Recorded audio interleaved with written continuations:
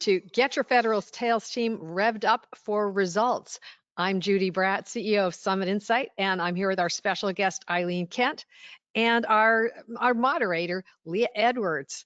And this is the second of a 6-part webinar series. Losing Proposals, 5 Pro Turnaround Tips is already ready for you on demand. And in the sessions coming up, we're going to talk about why your contract vehicles and set-asides aren't driving business, top set-aside traps and how to avoid them. Show me the money, why your competitive intelligence tools aren't working and what to do about it, and how commercial experience can jumpstart your federal wins. We've got all that coming up, and so we're going to jump right in. By way of introduction, I'm Judy Bradt, CEO of Summit Insight, and I'm here to bring you the best of what matters today from over 34 years in the federal arena. I'll talk more about resources and books and all other kinds of things at the end. So we're going to jump right in. It is my complete pleasure to introduce you to the person industry calls the federal sales Sherpa, Eileen Kent. She's helped our team lead over 100 of our clients to over $200 million in federal wins. She's led national federal sales teams to well over $65 million in wins and trained over 10,000 people over the last 20 years, including federal agencies themselves and their contracting teams and how to work with industry since 2002. Eileen Kent, welcome. Thank you for having me, Judy. Thank you. Our moderator today is Leah Edwards. Leah is the CEO and founder of Transcendent Marketing. One of the challenges that all of us have are trying to find and reach the people who need what we do. And in many different respects, Transcendent Marketing are my marketing operations team. And so Leah's supporting us on our webinars.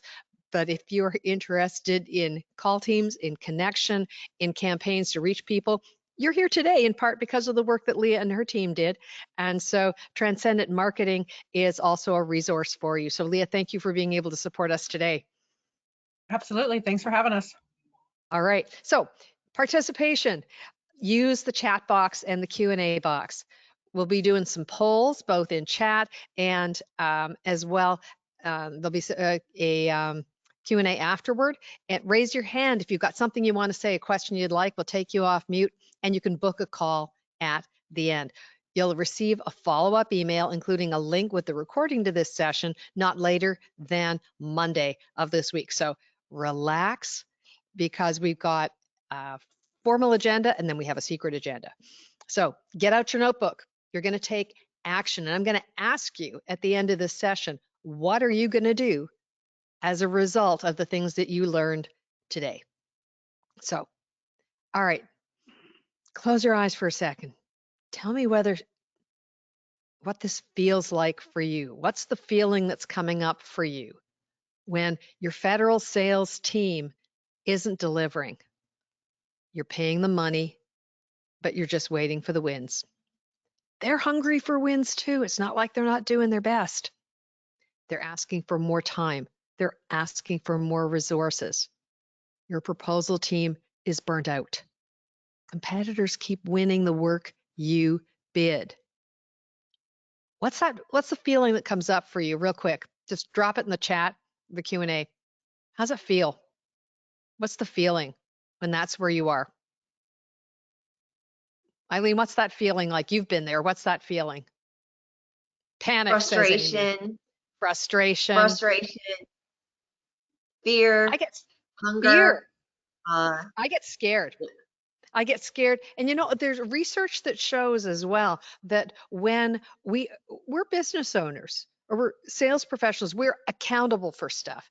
And sometimes when stuff isn't going well and we have a fail on something we're accountable for, and I'm guilty of this, we look for someone else to blame. And it's an awful, awful habit. At least I notice I do it mostly before I do it, but I'm looking for somebody to blame. And that never goes well. That just degrades everybody's experience and it annihilates teams. Nobody needs this.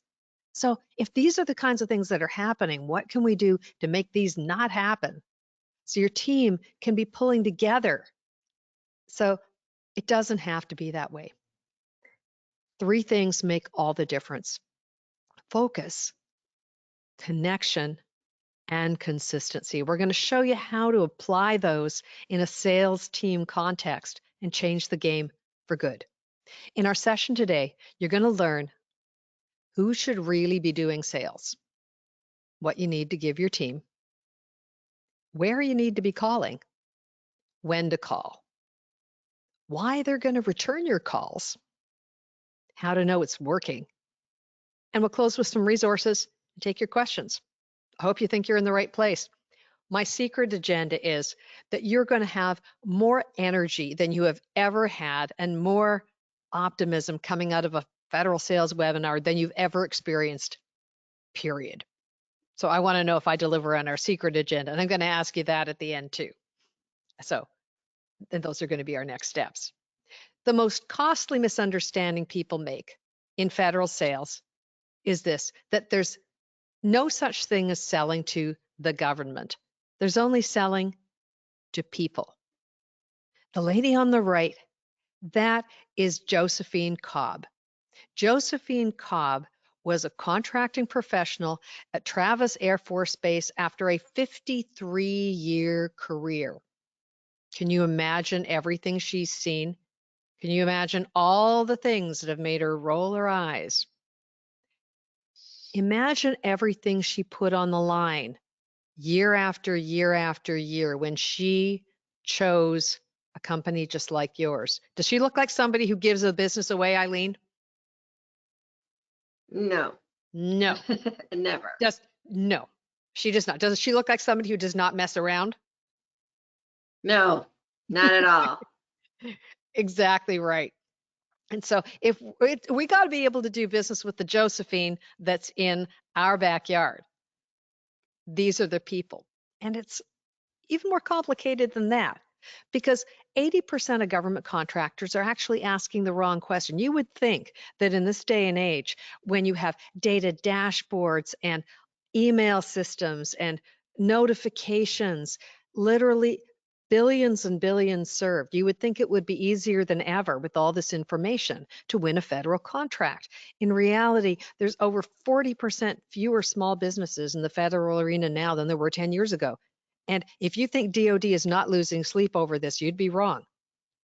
The problem is that so many government contractors are looking at all of this stuff, and they have what I call opportunity illusion. They're looking at all this stuff and they're asking, what can I bid? I'm going to let you in on the secret. When Eileen and I work with our clients, the single biggest and most challenging thing that people learn to do is to flip over asking, what can I bid? And start answering a different question. Eileen, what's the answer that they need? Who's my buyer? Who buys what I sell? Who's in trouble and needs my help? Who's exactly my buyer? Right. If you start there, and one of my other clients, one of the features that we have of our programs when we work with our clients, we give them a what we call a Top Gun coaching experience. We give them time one-on-one with somebody who used to be in that chair, managing billions of dollars in acquisition. And I just got a debriefing from one of my clients this morning. They had their Top Gun session with someone who used to manage billions of dollars in acquisition at Veterans Affairs. And I asked them, what was the thing you really learned, the most surprising thing? They said, wow, we felt like we got almost shot down right away, because the number one thing we learned was that when we go in there pitching our company, our Top Gun coach said, 30 seconds is all we've got until they start trying to figure out how they're going to get out of the meeting and they've mentally checked out. If we're not talking about what problem they have that we can help them solve. Think about that. Think about that hard. And makes that the touchstone. Focus, connection, and consistency. Of those three, focus is the foundation for federal contract success every time.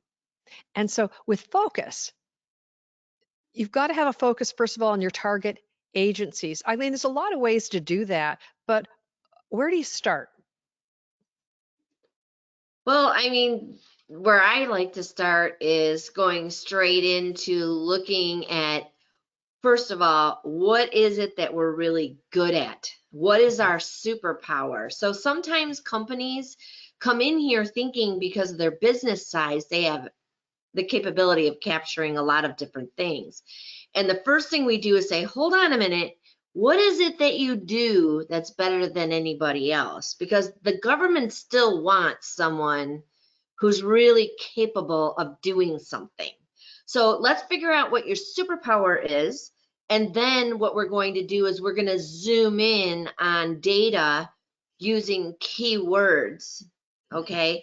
Keywords for what you do, so that when we look at that data using the keywords, we're able to uncover the right agencies who buy what we sell.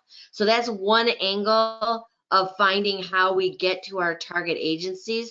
But you have to first figure out the definition of yourself, and not being an 8A, not being a woman-owned, not being into, those are good things, but it's first with your capabilities. Those other things are closing mechanisms.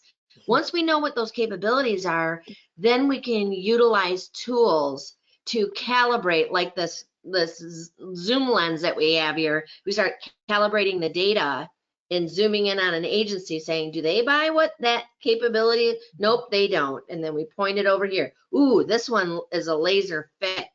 So it's really first looking at what you're good at, and then figuring out who buys what you sell, looking at keywords, also knowing already who your competitors are. Yep. We're able to also see where they're hanging out. So that will help us with that focus. And Eileen, one of the things, you've been my coach as well as the coach for my clients, as we've developed so much business for them over so many years. And the thing you're constantly telling me is show the candy, don't spill it. And I want to say, you just spilled some candy there, whether you realized it or not a minute ago. Sure did. You sure I did. sure did. And I'm going to pick it right up, and I'm going to unwrap it and make the crackly noise right here in the theater. Because one of the things that people do when they're targeting is they go, oh, I want to be look at the NAICS code 451640. I'm going, no, you don't. I said, why not? Because a NAICS code, the North American Industrial Classification System code, that's got to be assigned to every single contract transaction in the data record. But who picks that? There are hundreds of them. And can you read a contracting officer's mind, especially if you've never met them before? Have you any idea what they might choose? If you're limiting your search for opportunities or the focus of your research to, oh, I want these 3 NAICS codes, you have no idea until you've actually looked in the data what NAICS codes your buyer's using to describe what you do, or in fact, whether they're choosing a code that is so relatively marginal and obscure, they know if they code it this way, they're not going to get a lot of noise. They're not going to get a lot of people who are trying to bid on the thing. They're going to get the vendor that they know to give the really obscure NAICS code to, the one that ends in 990 or 999. Bumpty bump, not elsewhere specified. Great way to have not too many people, but hey, it shows I shopped. So we've really spilled a big piece of candy here for you. Excuse me, experimenting with keywords and really playing with the data. So it's like you're throwing a big net into the water. You don't want all the fish. You detangle the dolphins, you release the turtles, then you sort out the fish you got left. See, what's really happening in my marketplace? This is actually part of how we do what we do. And it's not mechanical. It is intuitive. You can't find somebody doing this work anywhere but right here, which is very cool. So focus. Then focusing on your best values. A best value is something that is objectively you can be objectively determined. It is ideally quantifiable as well. And it's something that can set you apart from everybody else. And Eileen, why are best values so important for a sales team to be able to talk about, and how well do most people do it? Right, because a lot of, again, people tend to lean on their set-asides as a best value. That's not a best value. It's a set aside capability. The best values, now we talked about your capability. So what is your capability? What are you really good at? What do you do every day that you've done for 20 years? That's the capability. But the best value is the certifications that are tied to your business, your safety record, your speed to deploy, your location to the customer, your past performance working with them in the past, your people. For example, I know a company that was going after business with the Air Force, and they had come out of the Air Force themselves, and they started their company with 3 doctorates in aerospace, and they got an assistant to help answer the phones. So their best value, they really defined it well. Their best value was 75% of our employees have their doctorates in aerospace. And when Boeing and Lockheed tried to go up against them, they'd lose and lose and lose, because what would happen is the buyer would put that best value that made them super unique, they put it in the evaluation criteria. So they can do that. They can do combinations of best values, but how are they going to know those best values unless you write them, you make them quantifiable, you make them provable, and then you say it to your client over and over. And we're only 5 minutes away. Our distribution center is 60,000 square feet with 10,000 items in it. We can deliver same day. We can deliver these name brands same day from our 60,000 square foot building that's only 5 minutes from you. Start to see the combination. There's nobody else like that company. And they can justify why you at a higher price if they can put in those best values as being really important to the deal. Maybe it's an emergency and they need this stuff today.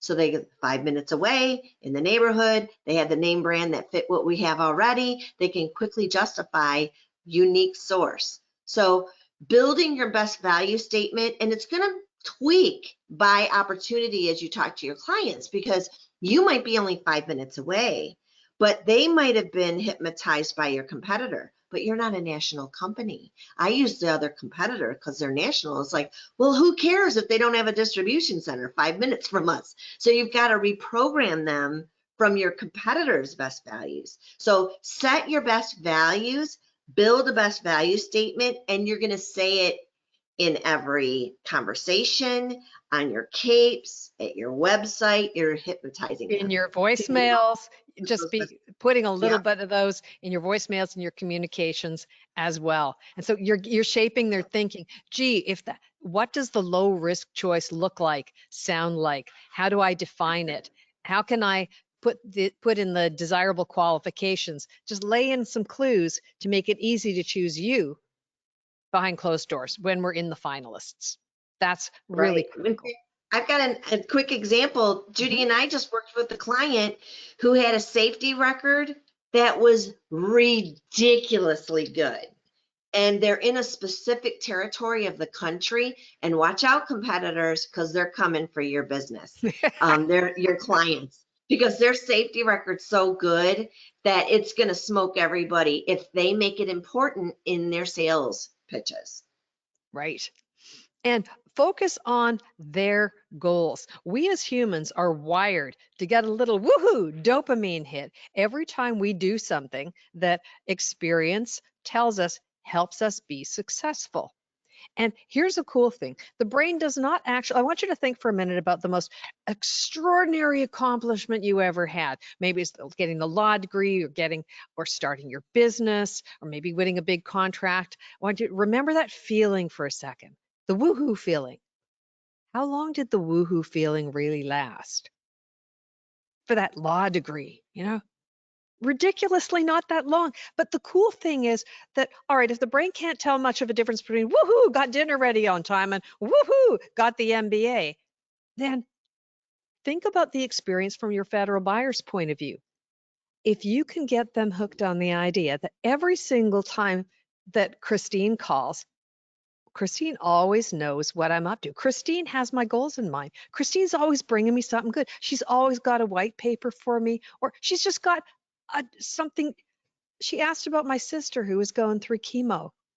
Christine was the one who told me where I could find some obedience training for our new puppy. How awesome. So to be the person that's always gives them the little sense of the win, whether it's in a personal way, a professional way.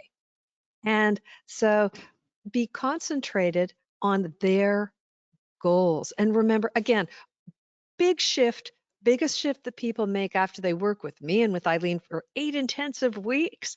They come to the end of it and we ask, what are the biggest things, the biggest ahas that you got? And they, time and again, people will say, our federal buyers are just people. They're not, someone said this to me this morning. It's not like it's not the government suit that's talking to me. They're real humans. And one of the biggest things we're afraid of is, what if we call and we say the wrong thing? Gosh, they're human. They've never made a phone call and said the wrong thing, you know. And the ease of all the people that you're going to talk to, there's one player in the layers that is almost impossible to make a mistake with. I'm going to tell you who they are in just a minute. But for each of the people you're talking to, before you pick up the phone and say, hi, we're Bumpty Bumpty Bump, and we have this, and we want to sell it to you, really? And that helps me how? So so much of whether somebody's paying attention turns on how you use 5 words. And one of our other Top Gun coaches, Will Randolph, shared this. So my credit goes to him for this. It's not when you say, how can I help you? You're giving them homework, more to do. Instead, turn not how can I help you into how I can help you. Have how I can help you in mind when you make the call. Headline with that. If you're not actually putting a solicitation number or a project number or a forecast number right in the email, email title. So focus. Now, before we get deeply into sales, let's get this straight. All right. Business development is about creating the environment to grow the business. And we are so allergic to the word sales that we don't even talk about the S word. We say, well, I'm in business development. I'm not in that slimy sales thing. You know, own sales. Sales is a sacred profession. And I say this because sales is about the art of human connection. It's about the art of building trust. And so business development creates the environment for success. Marketing, you say, I'm in marketing. Marketing is about helping them find you. And I've had this conversation with the people at Transcendent Marketing many, many times before I really understood what their job was, what my job was. So marketing is helping them find you. Sales is about helping them choose you. That's where the relationship building part comes in. Your marketing has to support that and build trust as you go along, but ain't no sales without a relationship. There's barely a federal buyer who has more than $30 to spend on a bucket of bolts who doesn't already know who they want to spend it with. They are under a lot of pressure to show that they shopped, to compete it around, and not to give the work to the same people all the time. But in order for someone to buy from you, I love it. Tom Lenny, who used to run small business programs for Veterans Affairs, is now with Blue Water Thinking, and is one of our Top Gun coaches, would say, people have 4 questions, the federal buyers. Here they go. Ready? Do I know you? Do I like you? Do I trust you? And how can I get to you? Those 4 things. So how do you answer those 4 questions? So diving into sales, who really does sales? I mean, we've got people at a lot of different layers. You've got salespeople, but what's the role of the C-suite, the business owner, in doing sales? Well, I think that the business owner, sometimes we've got salespeople that are talking to people every day, introducing people to what our capabilities are. But once the owner comes in the scene, it's almost like an unveiling of someone really special, the subject matter expert that's invested in our team to bring what we have. You know, we're doing well over in commercial. The big question is why would we come to government if we're doing well in commercial? Because we think this could make your job better. And the owner comes in showing commitment and kind of ties everything together. There is a little bit of a star quality when an owner steps into the room, talking to the clients that are there. I don't know if you've ever experienced it, but they dress better, they sit up more straight. It's almost like the general walked in, or being the owner of the business and coming forward and putting your heart out there to them. They know you're an entrepreneur. They know that you've put your investment to risk to come to them. So they're going to treat you as a professional.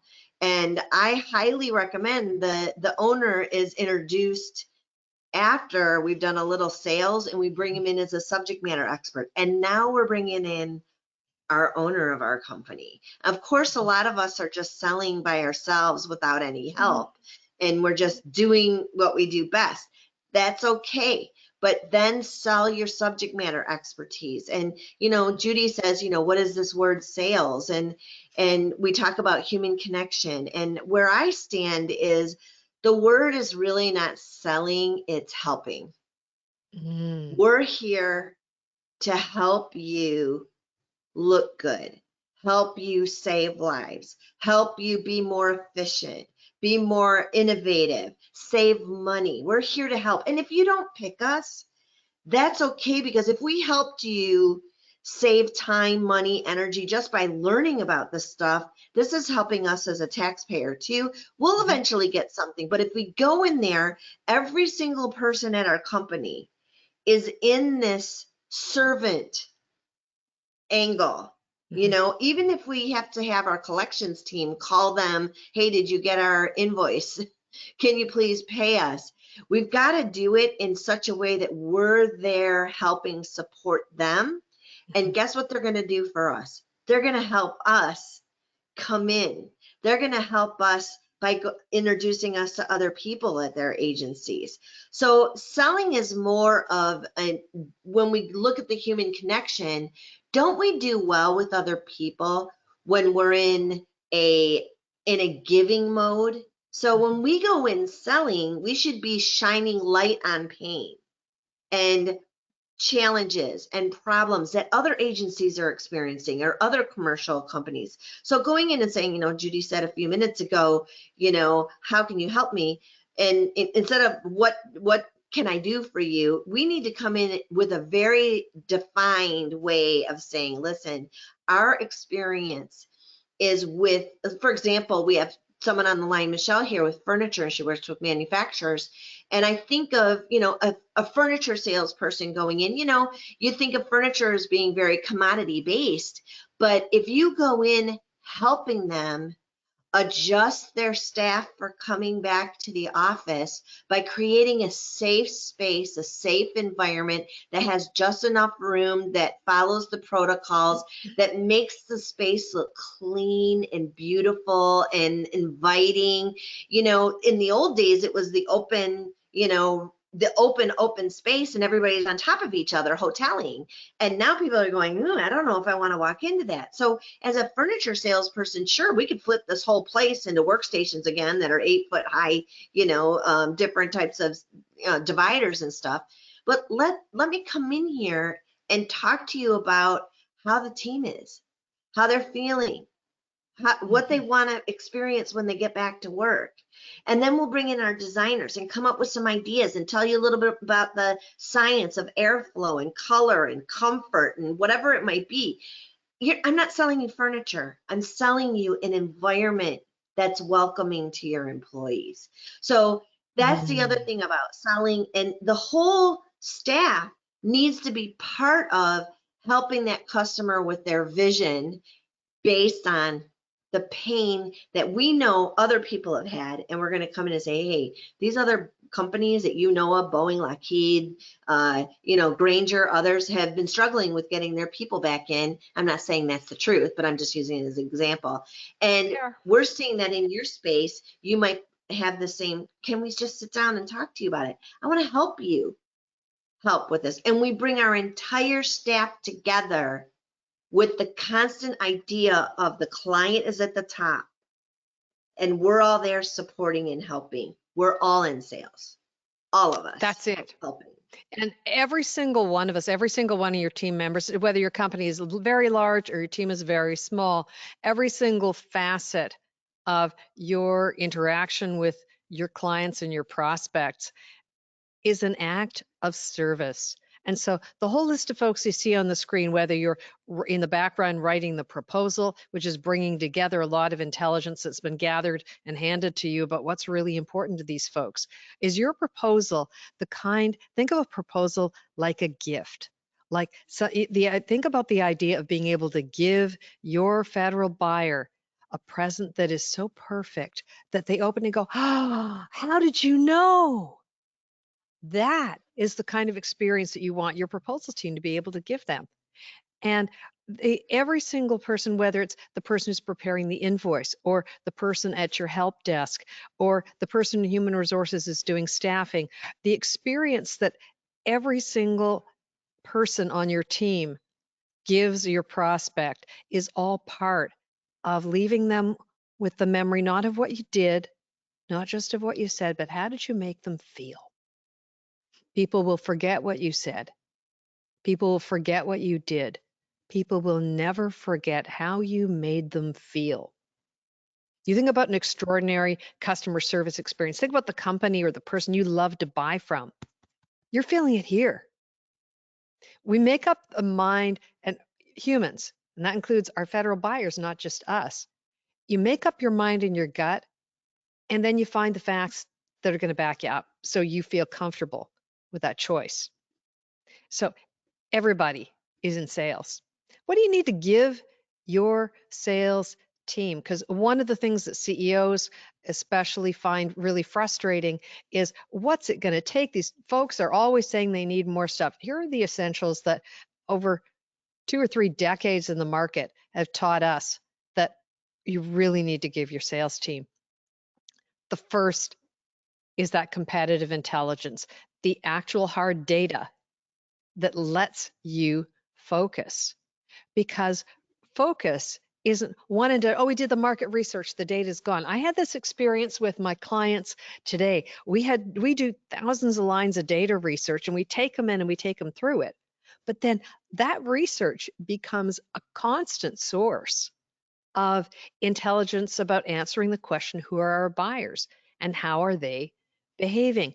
Eileen, do you need to have a big how do you make up your mind about whether you need a big paid data subscription or you can use free data?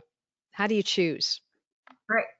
Well, the thing about the big data systems are they might be interpreting some of the data for you if you're in a certain industry, that they're able to, that's their specialty. Maybe they have data that's tied to IT, and so they track all the news sources for IT and they bring IT. But if you're tying into that system and you're a construction company, you're not going to get exactly the same kind of information that you need, that's not available at the public websites. But here's the challenge with the public websites is the data that's put in are put in by humans. So we always have to remember there's the human factor of reading what's in the file and what they're putting in. That's natural. Sometimes they got to take a square peg and put it into a round hole in the data from what they're reading.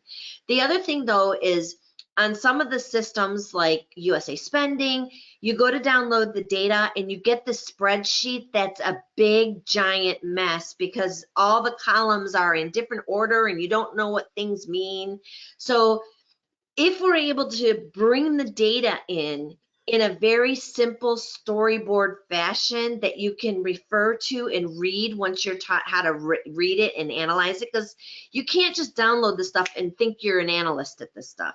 You need someone who has walked the halls and talked to people and have been told the wrong information and the right information is actually in the data, and start to compute what's being said to you versus what you're reading.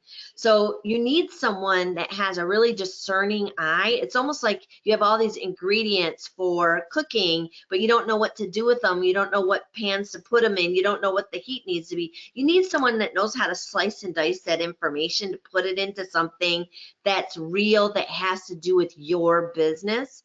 And it comes to you in such a way as if someone's been walking the halls on your behalf for the last 5 years and everyone they talked to said the truth all at once. That's when you have to take all that information and decipher it. Now, Judy had just asked, what if we get past, a couple of weeks or months after the data has been pulled? Well, when we pull it based on the date signed of the contract. So we'll pull contracts that are from 5 years ago to yesterday. So they might be going out until 2026. And you'll start to see the same names of the same people over and over and over and over and over and over and over. You start to see patterns and traffic, and you go, that's where it's happening. Right. And these are the 20 people you need to talk to, because even if we data dip a year from now, it's probably going to be those same 5 people. So it puts us in the right direction, but then eventually we have to put the data aside and just get in the field and get the real story from the ground. You have it to refer to, but once we pointed you there, now it's like, again, like that lens you're looking at. You're there, you're at the right place. Now you take the lens down and you start talking to the Yep. people and But for having sure, a if you've got real a sales team, you've absolutely got to make sure your sales team has got hands-on great competitive intelligence so you can show up smart to the conversation. Yeah. And again, have someone go, how did you know that? Yeah. And so that's Or important. even better, I spent 50 hours last year putting that data in. No one ever reads it, and you did, and you understand it. They're so happy that you've read their homework. Exactly. And the most successful folks in the federal union are the ones who say, I can always learn something new. For me, the only day that's a bad day is a day when I don't learn something new. And so to make lots of us as professionals invest in professional development, having a fresh batch of or refreshed sales training for your team, especially as you're gearing up to head into the really, really busy season, get professional federal sales training. It's different in federal. 80% of what you have to do to build relationships in sales, it's the same in federal or commercial, but that 20%, you get it or you don't get it. Research shows that the average small business spends 12 and a half months bumping around, banging into glass walls and going, what happened? And spending anywhere from $30,000 to $233,000 without winning anything before they get that first win. Federal sales training can collapse that down to a matter of days. And suddenly you're not doing the things that are frustrating. You're doing the things that work, and it's working every time. And so a few days of the right stuff can get everybody pulling together, and success builds on more success. Structured federal sales plan, the average sales plan, contact relationship management system shows you who you know. A great federal sales plan shows you who you don't know, but the data says you need to know. Gives you a methodical, systematic way to knit together those relationships so that the people who know you are opening doors for you. I have news for you. The federal buyer does not wake up in the morning going, I need to dump a bucket of cash on Brianne's head. Now, they should, but they don't. They just haven't been trained to do that yet. So you got to go and be able to talk to them. And there's a half a dozen, sometimes that can feel super awkward. There's a half a dozen, not spilling the candy, easy questions that when you think about it, you go, oh, I could say that. That doesn't feel like begging. I could ask that. Oh, that's an easy question. These are questions people love to answer. They love to help you. Somebody who's already bought something from you is 12 times more likely to do business with you again than somebody who's never heard of you. Flip that over. If you're not in front of the current clients that are already paying you money, you're working 1,200% harder than you need to. I don't know about you, but I don't have time for that. So you need to be able to give your team professional development and coaching and support, really critical, whether that's in federal or it's mindset coaching as well. This stuff is hard to do, and having some outside help and a sounding board when you get stuck is really important. Eileen's been that person for me on more than one occasion. I have coaches. I would bet that every single person on this call who's successful does. Marketing support, also important. It is really challenging, and the solopreneurs, you know this, to do the marketing and the sales, to be able to figure out what the message is, what the pain points are, create and participate. To be a thought leader, have some thoughts. Mark Amtower, one of the thought leadership pros in the federal arena, that figure out what's your key messages and make sure you've got engaging content, but have systems that let you notice who's nibbling the content and then follow up with those people right away. But make sure that you're seeding the market with things that will let people who are your people take notice and then follow up with them. And have your business development support as well, but don't necessarily expect somebody to do all of those things. What else do you need to give your sales team? Communicate your expectations to them clearly and give them regular feedback on their progress as well. It is the long haul from October 1st to September 30th. And that's true for our federal buyers as well. And so if we're going, are we there yet? Are we there yet? Are we there yet? Are we there yet? Really? So one of the folks who inspired me to get my first book finished, Mike Osredker, wonderful fellow. He'd been sent out as the solo guy from the Midwest for his human capital company. And he kept showing up every week at the business over breakfast and doing his best to network and learn things. And he took me aside one day and said, Judy, trying to sell to the federal government is like swimming in the ocean with no mileposts. And I went, ooh, how could we make that easier? Figure out, first of all, for you and your team, what are the milestones? What are the things that are going to suggest to you that you're getting there? And now, big drum roll, pay attention, flip this over. What are the milestones that are important to your federal buyer? They are also making that journey from October 1st to September 30th. What are the things that are going to be telling them they're getting to their goals? And how are you contributing to that? So align yours with theirs, but give your team regular feedback and cheer for them. Collaborate. You hear people talk about government contracting as a relationship game. Here's the parallel nobody talks about. It's also a team sport.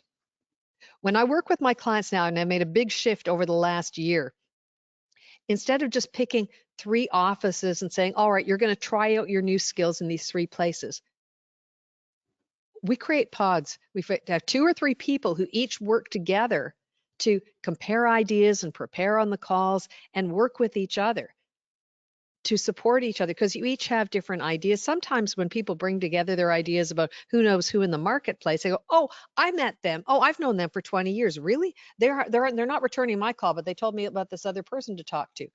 One of the magical things that happens is when people sit down and compare notes about what they each know about what's going on in an office or in the marketplace, or people find different things online. Collaborate. Celebrate those small achievements. Gee, contracting officer called us back. Yay! Those little things, celebrate those, because you build a culture of resilience. Research shows that celebration is not trivial. The time that we take to celebrate our wins, even the small ones, gives us resilience for the hard times. There are hard times. We all know that. But when you take the time to celebrate the things that go well, you've got more of the stick to it, and it is easier to keep going when it's tough. Govcon's not just a relationship game, it's also a team sport. Connection. Who do you talk to? I love to ask this question, so I drop it in the chat, okay? Who is your federal buyer? Who's the buyer when you think about it? Drop it in the chat. I want to know when someone says, who's your federal buyer? Who's your buyer? Anybody? Some people would say it's there we go. We're starting out, we don't know. Thanks, Javier, you're being upfront about it. There's some people who say, oh, my buyer is definitely the program manager. Other folks will say, no, my buyer is the contracting officer. There are some people who say, I've been talking to all kinds of buyers here. Look, they're all the small business specialists. Well, your buyer is at many layers. So I'm going to unpack this for you because this is a piece of special sauce, and this is just eye-popping when we talk to people who've been in the federal market for years and go, oh, we never thought about it this way. So here you go. Watch this. Your federal buyer isn't just in any one agency, one person. You've got players at 5 different layers everywhere you want to be successful. Here they are, real quick. The contracting layer, the end user layer. Now, they're not the one who's signing the contract, only the people at the contracting layer. The contracting officer has a power the President of the United States does not have, the legal authority to bind your company to the government of these United States in a contract. But the end user, that might be the help desk person, the program manager, the person in the battle space. They're the ones who are stuck with the consequences of choosing you and might have defined something that the contracting shop did or didn't buy into when they put that solicitation on the street. The further in advance you talk to them and the more of them you talk to, the more likely you are to have a lot of people who are going, we want these guys. So end user is a really important place to have not one, but a lot of intelligence gathered and a lot of relationships. So they're all cheering for you behind closed doors. The small business specialist who is not your buyer, but they are the easiest person to talk to in the mix. Short of being genuinely vindictive, you cannot actually truly mess up when you're trying to call the government, you're trying to call into your federal agency. You're just by picking up your call, you're helping make their day. The fact that you called them at all, that's part of what they get measured on. But the more work you do before you talk to them, the more helpful they're going to be. Stakeholder, their priorities and their strategic plan, the language they use in that plan, really give you a big idea of what's important and where the pain is. They're the ones who are going to be in big trouble if the pain continues. They're not in the room when they choose you, but you do have to know what's important to them and what priorities they're moving down the chain. And finally, industry, the primes, your competitors, large and small, your partners. So you're calling it all of those layers. So remember that there's no such thing as I have nobody to talk to. There's always someone to talk to. But I want you to just think as an exercise. The goal of somebody who's the small business specialist, that's going to be different from what a goal is for the contracting officer, different from the end user. Oh, yeah, you're not sending the same email to everybody. You're not leaving the same voicemail for everybody, but you are thinking a lot more about what's important to each of them, and it's going to be different. It's going to be different. Now we get to consistency. Eileen, what are the 3 big mistakes that sales teams make with consistency of people? Well, I think one is hiring someone that's in sales and letting them go in less than 3 months, and then hiring somebody else and letting them go and hiring someone else. So turnover has been a big issue. And I'm all about if someone's not doing their job, they gotta go, right? But the most important thing is that your people that you're hiring for the positions, they need to kind of fit into that role pretty well. If you have a salesperson and they are 100% sales, I don't want them writing proposals. I want them on the phone, making forward calls, reaching out to people. They shouldn't be designing your marketing material. You have marketing people for that. And you say, well, the salesperson is all encompassing. I'm the only person that does this. We just talked to someone right before we began. She says, I do it all. Great. You're going to change your hat. But the most important thing is don't let your daily sales goals, your phone calls, your emails, your outreach, your follow-ups fall to the wayside of a proposal you got to do for 2 weeks. I would say that you've got to find a way to squeeze in your calls, emails, and follow-up then early in the morning. You got to be consistent about making your calls and follow up. And so when you say, hey, I'm leaving a message about, ABC that we do, DEF pains that we offer, I'll be calling you back on Thursday if I don't hear from you on Wednesday. Then you call them on Thursday. So that's why you have to book out time in your day. I would say 8 to 10 a.m. Just get them done. I call it eat your mouse early in the day or eat your frog early. It sounds gross, but it's the thing you don't want to do. Get her done first thing in the morning. And you do all your follow-ups, all your introductory calls, all your emails first thing in the morning, because your day is going to get out of control if you have appointments, you have meetings, you have proposals, you have training classes and other things in the afternoon. But get your sales calls and be dedicated about it. If you just say, I'm going to do my sales calls on Tuesdays and Thursdays, and then something comes up and you miss your sales calls Tuesday, that's 8 hours gone.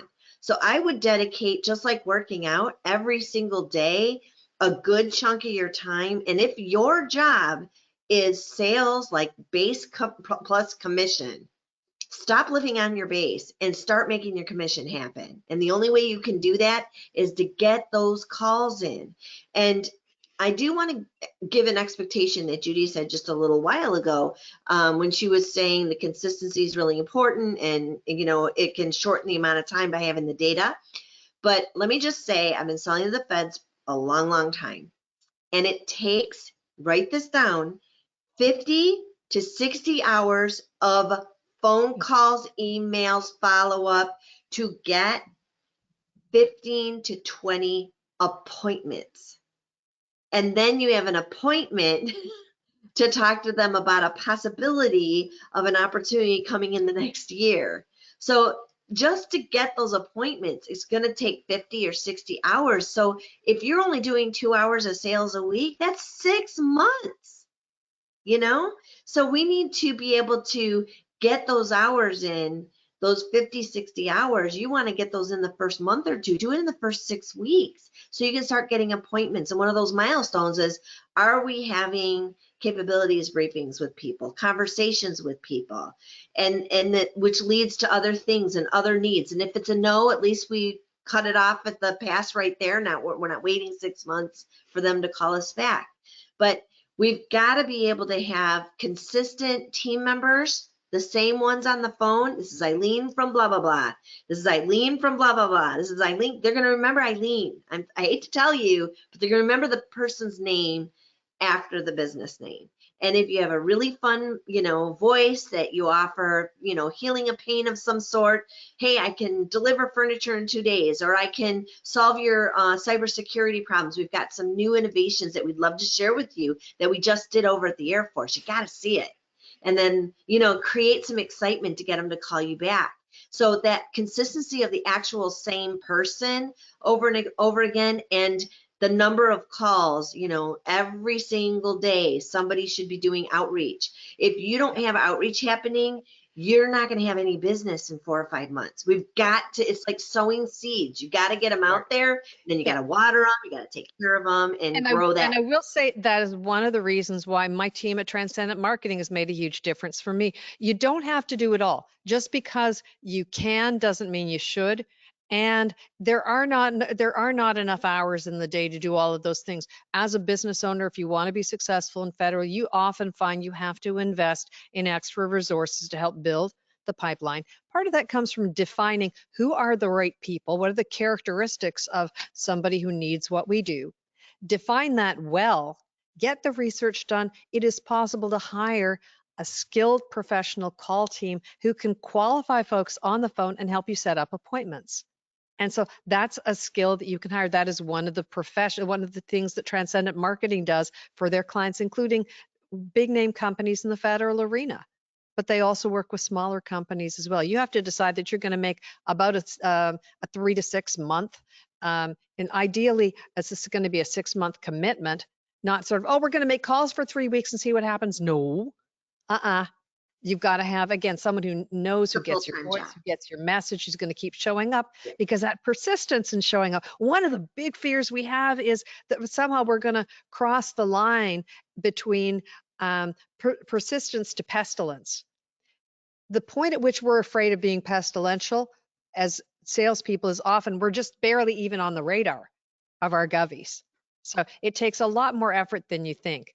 But the things that you're doing, measure what you do, track what you do, provide support to get there, and then celebrate as you go. When do you call? Now. Always, always be calling. My Mark Amtower had once done research in the federal IT arena and discovered that 67% of the people buying IT in the federal arena are never called on by anyone. Can you imagine? So the single least used resource you have is your phone. People are afraid. And this, I don't know whether this is a generational thing, but it's getting worse. People text me. Pick up the phone. You make a difference by being willing to do that consistently. Learn the right message for the right person at the right time, the right part of the acquisition cycle. The thing somebody wants in federal fourth quarter is different from the long conversation they got lots of time for, but maybe not a lot of money to spend, but that's okay in October, November, December.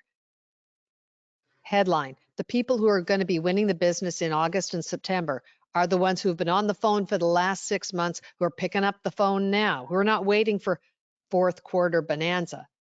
They're planting those seeds now. Be talking to the person at the right layer with the right message and about the right thing.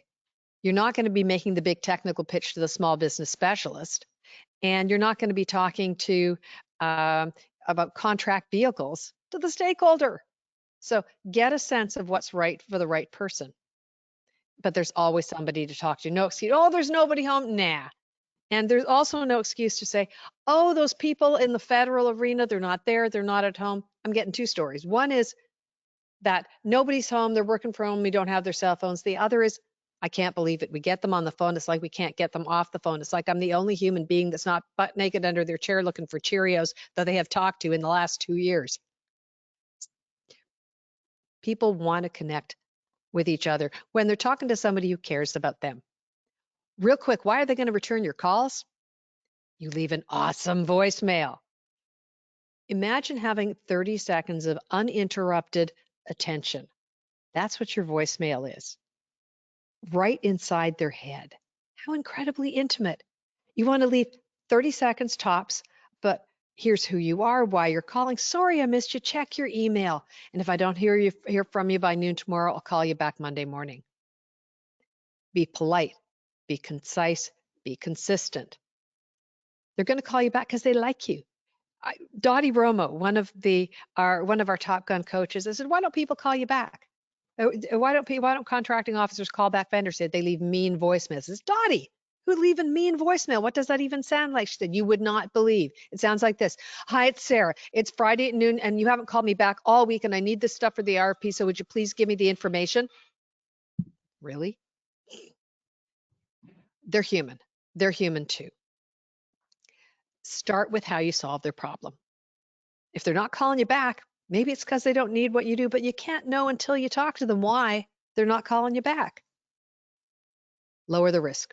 Your federal buyer wants to know that you've solved their problem for someone who looks just like them yesterday afternoon. You want to show that you're the low risk choice. Absolutely critical. And then circling back to those best values. And timing. So you might call them in the morning, but remember that late afternoon sometimes, or just between 10 minutes to the top of the hour when they're just changing tasks or getting ready for something, sometimes you can catch them. The win is, hey, thanks for picking up. I know I'm calling out of the blue. Could we get a time on the calendar? That might take 60 seconds. That's your win. So, and remember that the reason why they're going to return your call is not about your set aside. It's about, I can solve your problem.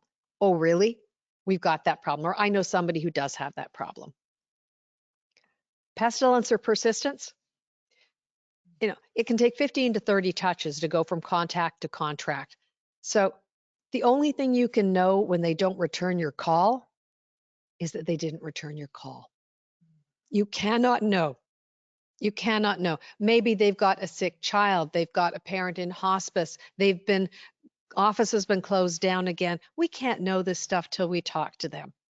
Be generous. Pick different times of day. Sometimes our govies come into the office real early, 6:30 or 7 a.m. Sometimes you can catch them at the end of the day. Experiment a little and see what works, and then make a note and do that consistently. One of the big mistakes people make is saying, well, I already called them this week. I think I'll wait a couple of weeks. No.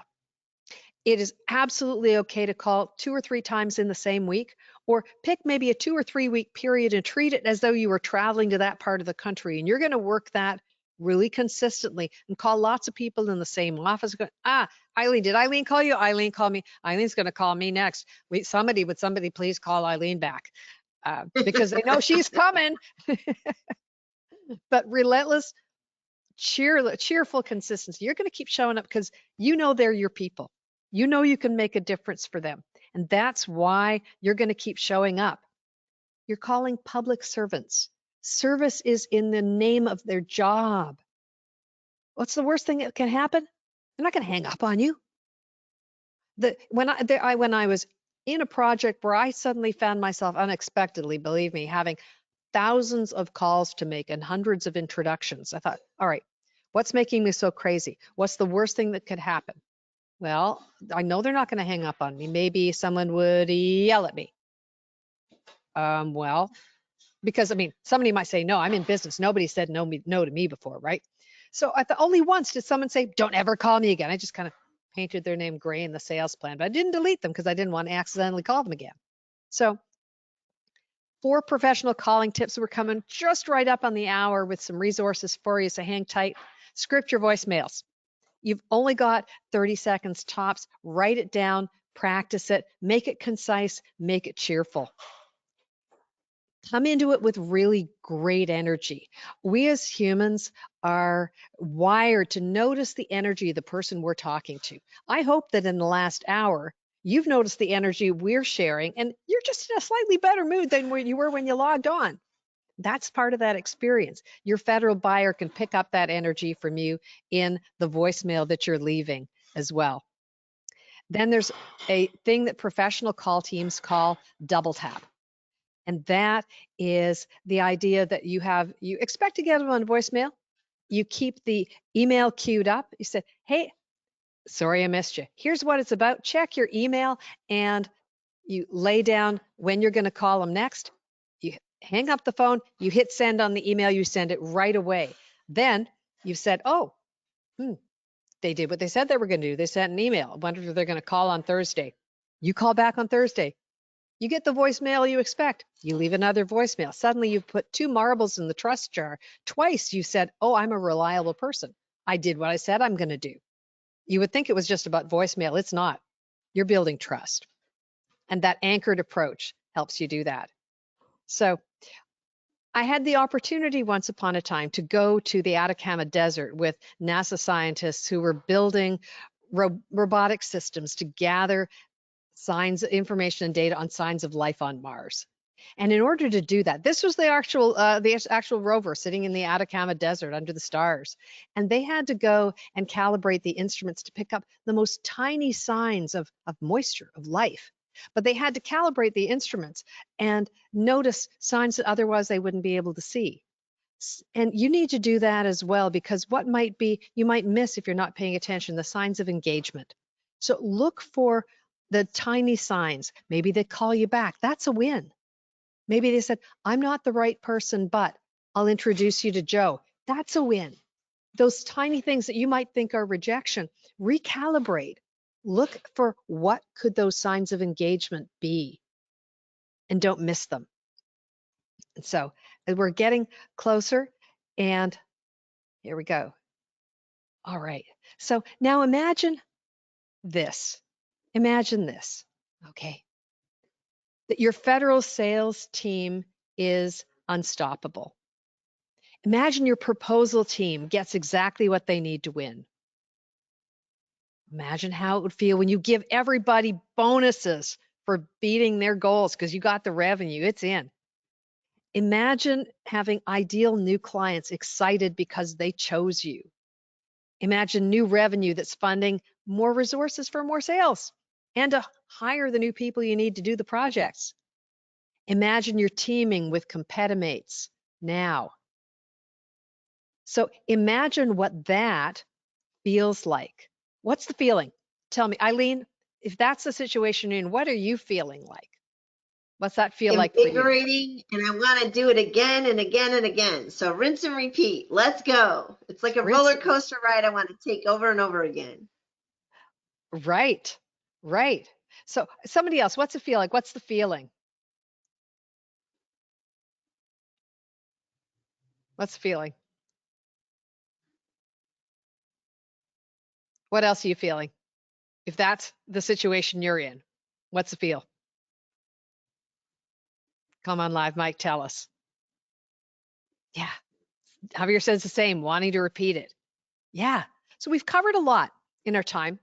We've covered who should really be doing sales. Every single person who's involved in creating the customer experience is creating sales. You need to give your team support, intelligence, resources, sales training, great communications, and the time to do their job, but the focus to let them do it in a specific place. You need to be calling on the players at all 5 layers. If you want to know more about that, check out resources on my website where we've got information on who they are and how to work with them. When to call? Now. Always. Don't stop calling. They'll return your call because you are energetic, you are persistent, you have what they need, and you're helping solve their problems. How to know it's working? Notice the small signs of life. So let's wrap up with some resources and some next steps. 3 things change everything on your trajectory to success. One is the focus, not on what can I bid, but on who's my buyer. The second is connection with the right message for the players at all 5 layers. The third is consistency in the calls you make, who makes them, and ramping up the level of engagement, the signs that they're continuing to consent to be in connection with you. So I want to ask, you're here, what's your aha, your takeaway from today's session? What struck you as interesting? Put up a hand or just drop it in the chat. We'd like to know what really landed for you today in the time that we spent together. And Leah, you're on the line as well. You support our team, and it's you don't always get to hear us do our stuff. What was kind of landing for you of the things that we were talking about? Just being consistent with your calling and making sure that you're picking up the phone. It's all a numbers game. If you're not making the dials, you're not going to get those connects. Yep. Now, Eileen had a great thing in her LinkedIn, and she had forwarded an article saying, if you're trying to make 100 calls a day, if you're dialing 100 calls a day, you're probably making too many, which is an interesting thing. So got to think about that. And I know that one of the challenges that it's really funny, Leah's had with our team is they said, your list, we can't get your people off the phone. Your people love you. And it was very funny. There are worse problems to have than people who love you so much they won't get off your phone with your call team. And if your call team is trying to wiggle off the line, which Leah's team was not, then your compensation is a little backward because you need to find a way that has a sweet spot between looking at dials but also looking at engagement. And so Bev says, be consistent, friendly, concise. Javier says we need to structure our calls. Awesome. Great takeaways. So watch for the link to the email that you'll get before Monday. That'll have the follow-up links to a lot of resources. And so who here wants to rev up your federal sales? Just put up a hand. Yeah. Yes, indeed. So love to know what action you commit to take and by when as a result of being here. What strikes you as something you're going to change or you're going to do differently because of what you learned today? Drop it in the chat. That gives us some idea of what we did that landed well for you. In the meantime, we have resources for you. First of all, government contracts made easier. That's because easy is fiction. Amazon #1 bestseller comes with a companion workbook. Pick it up on Amazon. We've got a bunch of QR codes for you here so you can grab the screenshot, run right over, and grab your copy. So much of the details of what we've been talking about is right there in the guide. And second, and next up, building blocks of a winning proposal. I was so excited. I got a call from a company today that said, we have just told our entire team, all 8 people, to go grab this resource because we're heading into proposal season now and we want everybody to be on the same page. This is a great course. If you enjoyed meeting Eileen, this is 4 hours of Eileen Kent goodness split into 2 2-hour chunks on demand. You can grab it right now, and it includes 10 proven steps that Eileen used to lead a sales team to over $65 million in federal business. It's waiting for you. I've had a client say, this is better than Shipley. It is better than Sandler. I'm not going to trash talk somebody else. I'm just saying what our clients said. And so they see for yourself. But this is that's then that 20% that is special about federal that can make all the difference. And this is the time of year you want to grab this heading into proposal season. Speaking of proposal season, if you want to line yourself up for great federal fourth quarter success, yeah, it's April. The people who are going to have a great fourth quarter are digging in doing these 10 things now. You're going to find them in our special Q4 Slam program. It's a 90-minute recorded session, comes with an action guide you can use right away. Check it out. All of these links are not only in the chat now, but you're going to get them in the follow-up email. We'd love to talk to you about them. Our Federal Business Intensive is our path to get on the fast track to winning the federal business you were meant to win with the people you deserve. Find out more about that on our website. We'd love to tell you, but I'll say this, it's not a course, it's not a class, it's not a database. It's 8 weeks of hard work. And my guarantee to you is this, that if by the end of the 8 weeks, you are not confident that you are going to win back 10 times your investment in this program by the end of 12 months of working with us, I will work with you regularly until you have that level of confidence for the rest of the year. That's my guarantee. You're not going to find a guarantee like that anywhere in the federal market. If we're a fit to work together, let's find out. I do a limited number of complimentary sessions with qualified companies every month. So book your call. I guarantee you'll come away with at least 3 things that you can do right away, and we'll get to know each other. So, got more questions? I'm running a little later than I wanted to be. I'm sorry. We got into a few stories and some fun. If you've got questions, drop them in the chat right now if you've got some hang time. And we are happy to take them now or by email. And I want to thank Eileen for joining us and Leah for backing us up and having our back the whole time. So if you're here and you've got specific questions, we got a little bit of hang time, and I'd love to know what your questions are. So you can stick up a hand and come on live mic, let us know, or you can book a call with us. We'd love to do that as well. So if you've got to go, we'll see you next time. If you've got a query, a question, something you want to chat with us about, let us know right now, and we're happy to chat with you as well. But we want to thank you for joining us, and we'll see you next time. I'll stop our recording.